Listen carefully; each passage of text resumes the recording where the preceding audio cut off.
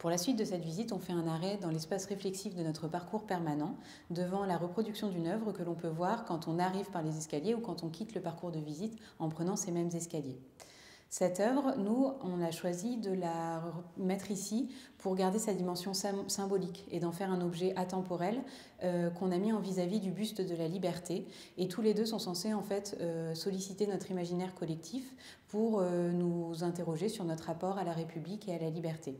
Cependant, si on se pose vraiment la question du contexte de réalisation de l'œuvre qui est reproduite derrière moi, on en vient à saisir complètement la force et toute la dimension de cette œuvre qui est un véritable hommage à la liberté d'expression conçue dans des conditions les plus difficiles pour l'auteur de cette œuvre.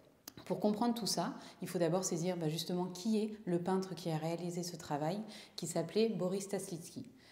Boris Stasslidsky, c'est un homme d'origine russe qui est né à Paris, dans une famille de confession juive.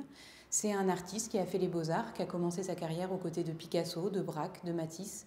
Et en même temps qu'il commence sa carrière d'artiste, il s'engage dans le militantisme dans les années 30. Et c'est un antifasciste convaincu qui est un des artistes supports du Front populaire.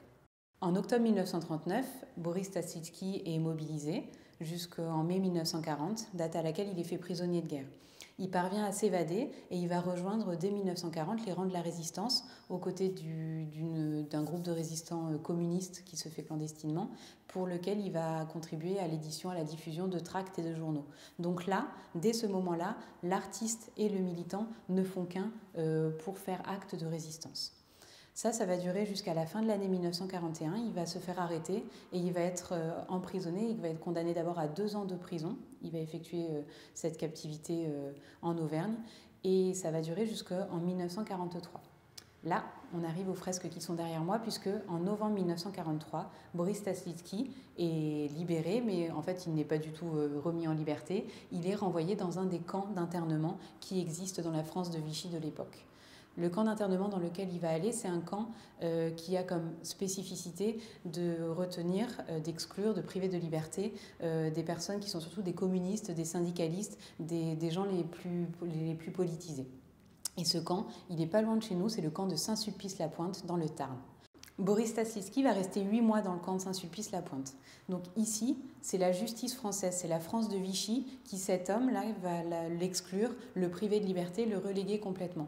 Et pourtant, c'est dans ce lieu total de relégation créé par la France de l'époque que Boris Stasslidsky va vouloir à tout prix faire valoir sa liberté d'expression pour adresser un message à la France qu'il aime et à la France pour laquelle il a souhaité combattre. Ce message, il va prendre la forme de fresques. En fait, ça va commencer une nuit où, dans la baraque dans laquelle il dort, Boris Stasslidsky va peindre une première fresque.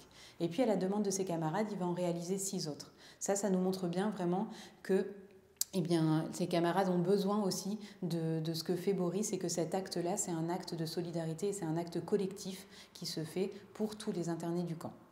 Donc ces fresques, en fait, elles sont là pour tout le monde et c'est pour ça que Boris Stasslidsky a décidé d'y mettre beaucoup de références culturelles. Il cite Victor Hugo, il cite Les Misérables, il va citer la Marseillaise et il représente toujours des hommes qui sont libres, des hommes et des femmes qui se libèrent de leur chaîne. Donc ça donne à voir ce que ces internés rêveraient de vivre. Donc c'est un message très profond, autant dans le fond que dans la forme, qui est très difficile à réaliser, de liberté d'expression. La 4e de ces 7 fresques, c'est celle que j'ai derrière moi, c'est la fresque de la Marianne. La fresque de la Marianne, elle est très intéressante parce qu'en fait, c'est une réponse directe à l'actualité de Boris Stasslidsky à cette époque-là. Parce qu'en fait, cette fresque est une réponse à ce que Boris appelait une sotte affirmation qui avait été faite par un maréchal néo-zélandais qui disait que la France était une nation finie. Quand Boris entend ça, alors que c'est cette France-là qu'il a complètement condamnée, il décide de tout faire pour... il s'octroie un droit de réponse et il fait acte de liberté d'expression avec cette fresque-là, où il dit que non, la France n'est pas une nation finie. Pourquoi ? Parce que la France, incarnée ici par la Marianne, elle peut semer, et elle a semé derrière elle, telles des graines, les noms des grands hommes. Il n'y a que des hommes, malheureusement, il manque beaucoup de femmes, de l'histoire de France, de très récents à très anciens, qui ont fait toute la grandeur de la France. Et que finalement, après-guerre, il faut compter sur la France, il faut compter sur la nation française, parce que toutes ces graines qui sont semées, elles vont refleurir comme ce printemps qu'on espère voir refleurir à la Libération. Et ça, dès le début de l'année 1944, Boris Stasslidsky, il y croit très profondément et il décide de l'afficher, de le partager avec tous ses camarades. Cette œuvre est exceptionnelle par bien des façons, tant par le format, qui est vraiment sur le pan entier d'un mur de baraque, que par le contexte de réalisation, puisqu'il n'avait pas grand-chose pour le faire et qui prenait des risques énormes en le faisant, que par le fond de toutes ces fresques qui sont d'une richesse culturelle très très importante. À la fermeture du camp de Saint-Sulpice-la-Pointe, Boris Stassitsky va être déporté avec beaucoup de ses camarades au camp de Buchenwald jusqu'en avril 1945.